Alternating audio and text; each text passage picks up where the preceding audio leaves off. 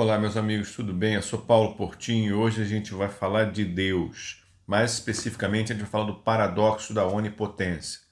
Deus poderia criar uma pedra tão pesada que ele próprio não carregasse?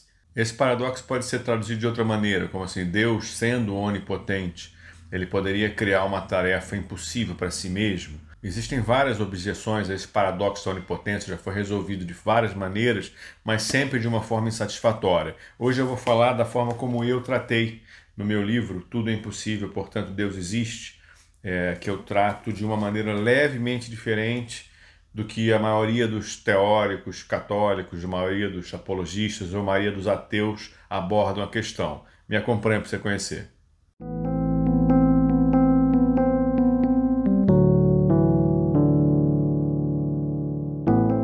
Bom, esse paradoxo existe pelo menos desde o século V, quando São Dionísio questionou se Deus poderia negar a si mesmo, né? Mas ele ficou forte mesmo quando São Tomás de Aquino, acho que na sua Suma Teológica, se não me engano, lá pelo século XII, tratou da questão e colocou em termos lógicos, né, o que seria de fato a onipotência de Deus. E aí essa visão do São Tomás de Aquino tem um pouco a ver com a forma como eu abordei no meu livro.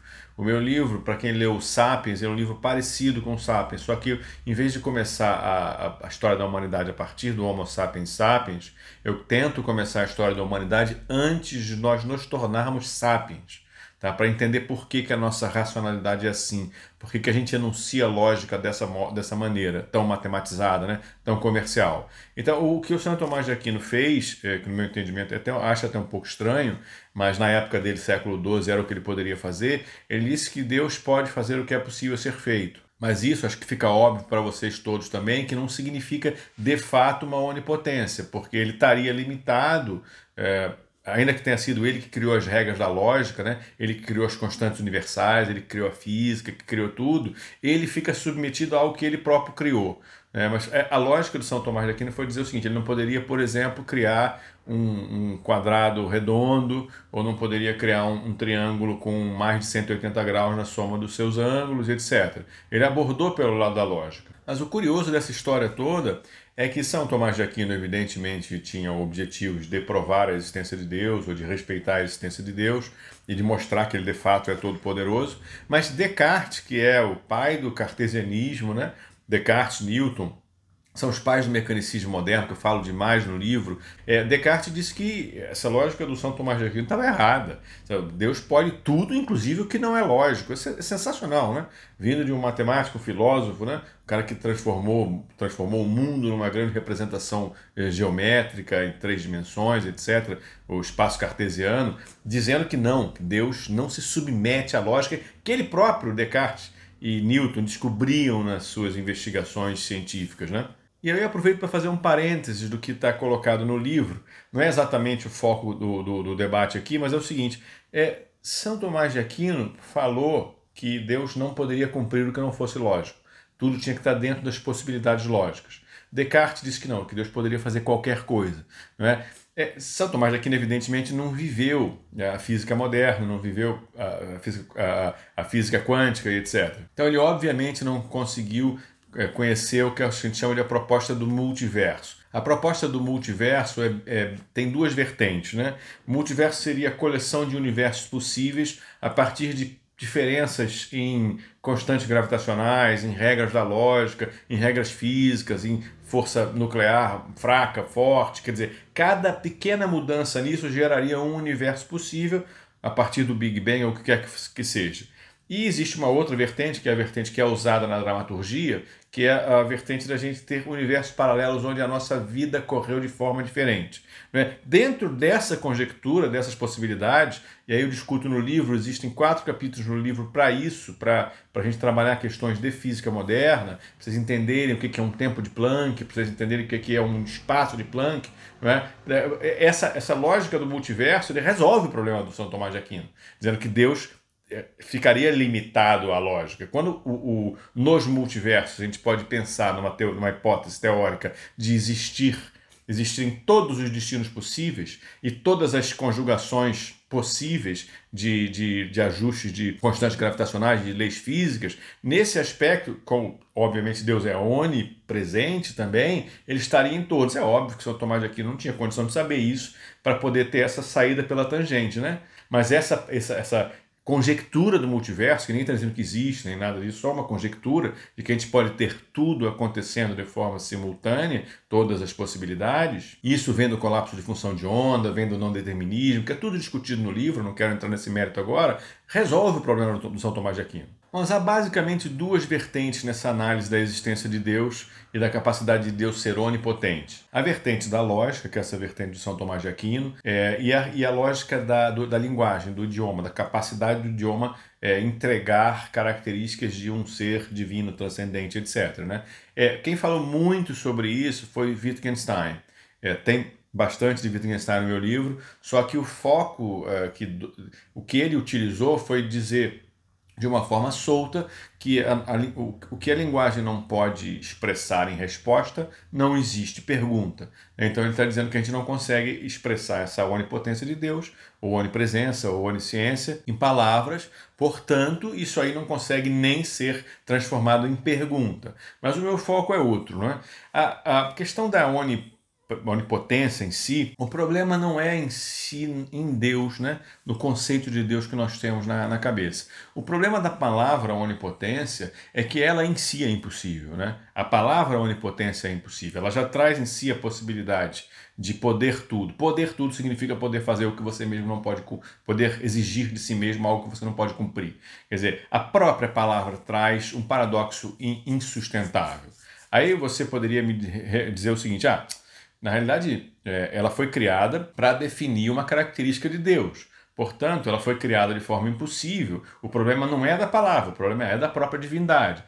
A questão é que a gente tem esse tipo de paradoxo, inclusive para coisas que a gente acredita que existem, tá certo? Que ninguém tem muita dúvida de que existe. A gente, por exemplo, acredita que a mentira existe. Tá? Se a gente acredita que a mentira existe, a gente acredita que a verdade existe. Mas muita gente diz, já não existe verdade absoluta. Mas na hora que você fala, não existe verdade absoluta, você está proferindo uma verdade absoluta. A gente sabe que existe a verdade, a gente sabe que existe a mentira, mas a capacidade que a gente tem para colocá-la de formas absolutas não está disponível para a linguagem. Mas vamos para a coisa mais palpável. A gente sabe, por exemplo, que existe velocidade. Todo mundo sabe que existe velocidade. A gente sabe definir velocidade média. Velocidade média é a variação do espaço dividido pela variação do tempo. Isso é tranquilo. Isso é a física de Newton, do iníciozinho de Newton. O problema é que a gente não sabe definir a velocidade instantânea. A velocidade média a gente sabe. ΔS sobre ΔT. A velocidade instantânea é a mesma fórmula. ΔS sobre ΔT. O problema é que instantâneo significa tempo zero. Você não consegue dividir um ΔS por zero. Não é? Então, o que acontece é o seguinte, a matemática não tinha como falar isso. E quando eu digo falar, significa operacionalizar. Eu, por exemplo, não consigo operacionalizar a onipotência de Deus, porque não existe palavra possível para isso. Entendeu? Mas eu também não conseguia operacionalizar a velocidade instantânea, porque a velocidade instantânea significaria dividir ΔS por zero. Instantâneo é tempo zero. E Newton e Leibniz ao mesmo tempo, também coloco isso no livro de forma bem clara para vocês entenderem, Newton e Leibniz desenvolveram o cálculo diferencial para poder falar sobre a velocidade, falar de forma sistemática e poder trabalhar com isso em números, em cálculos, etc. Eles inventaram o cálculo diferencial dizendo que a velocidade instantânea é a velocidade média quando ΔT tende a zero. Isso que a gente chama de um limite matemático. Aí você fala, mas o que isso tem a ver com o que a gente está discutindo em filosofia? Isso é linguagem. A matemática desenvolveu uma linguagem que me permite falar de algo que não existe, que é a divisão por zero, no próprio mundo da matemática.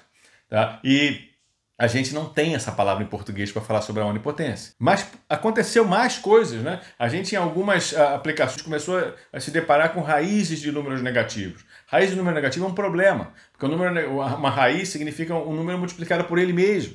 Não é? Por exemplo, qual é a raiz de 4? É 2, porque é 2 vezes 2. Tá certo? Só que menos 2 vezes menos 2 também dá 4. Eu não tenho nenhum número que multiplicado por ele mesmo dá negativo. Por quê? Porque menos com menos dá mais com mais dá mais. Mas eu precisava conversar sobre isso. Não é? Durante muito tempo, as pessoas entenderam que isso aí não faz parte da matemática, que isso aí é uma anomalia, uma singularidade, etc., não faz sentido. A matemática precisou criar uma sistemática para poder explicar esses negócios. Então, o idioma matemático, ele vai longe. O idioma que é falado, etc., ele bate, e eu estou falando dos idiomas ocidentais que eu conheço, tá? Espanhol, francês, italiano, alemão não conheço. Talvez alemão tenha alguma palavra melhor do que esse, mas eu acho que não. Talvez idiomas orientais tenham, mas o nosso idioma não permite que a gente fale de onipotência sem ambiguidade. E o idioma da matemática não permitia que eu falasse de velocidade instantânea sem ambiguidade ou sem singularidade. Não permitia que eu falasse de raízes negativas sem singularidade. Só que o idioma matemático, ele pode ser melhorado. Eles criam instrumentos para a gente falar sobre coisas complicadas de forma sistemática. Em português não dá. Então, de forma resumida até aqui, a questão é a seguinte: você tem um código que não permite que você fale o que você pensa a respeito de Deus. A matemática também não tinha isso para velocidade instantânea, também não tinha isso para número complexo, tá? Raízes negativas. Ela criou isso. Mas ninguém criou uma onipotência, uma palavra que consiga expressar adequadamente isso a respeito de Deus, porque não era do interesse, funcionou durante milênios, isso aí, e tudo bem. E o que você vai encontrar no livro? Eu não tenho como te dar essa resposta agora, porque, assim, como eu falei, como é que eu expresso, sempre falo isso no livro e falo para os meus amigos, como é que eu consigo expressar a minha? Eu sou um cara da área de ciências exatas, né, de ciências naturais, sou um cara de finanças, entendeu? Sou um cara de engenharia, sou engenheiro, sempre tive facilidade com isso. Como é que eu consigo explicar para uma pessoa a minha crença em Deus? Era muito difícil, por isso que eu escrevi esse livro, né? E esse livro, para você entender a minha objeção com relação a esses paradoxos, você precisa fazer o caminho que eu fiz no livro, que é de debater por que a nossa racionalidade é assim. Por que a gente confunde. Preste atenção, por que São Tomás de Aquino foi tão longe de submeter Deus à lógica? Percebe?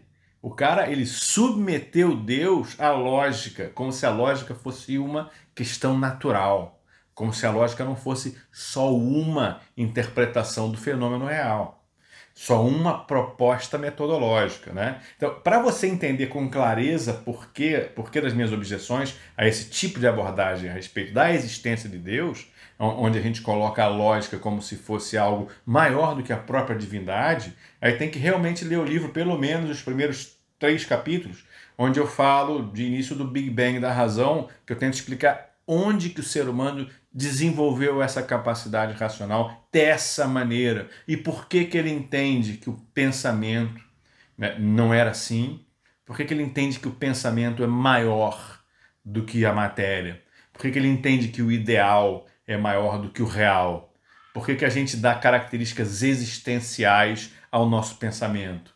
Por que a gente olha para a lógica, São Tomás de Aquino olha para a lógica e submete Deus à lógica. Para você entender o que significa existir, você precisa passar por esse caminho que nos trouxe até aqui, desde quando nós não éramos racionais, até o momento em que nós nos tornamos racionais, passando pela filosofia grega, passando pela física clássica, pela física moderna, pelo positivismo, até você entender como se define de forma adequada a divindade. Eu faço um convite para vocês lerem o livro, onde eu consigo colocar isso de forma muito precisa, muito simples, não há muita dificuldade de entender. Você vai ver claramente as limitações para a gente explicar por que Deus existe e como a gente consegue suplantá-las.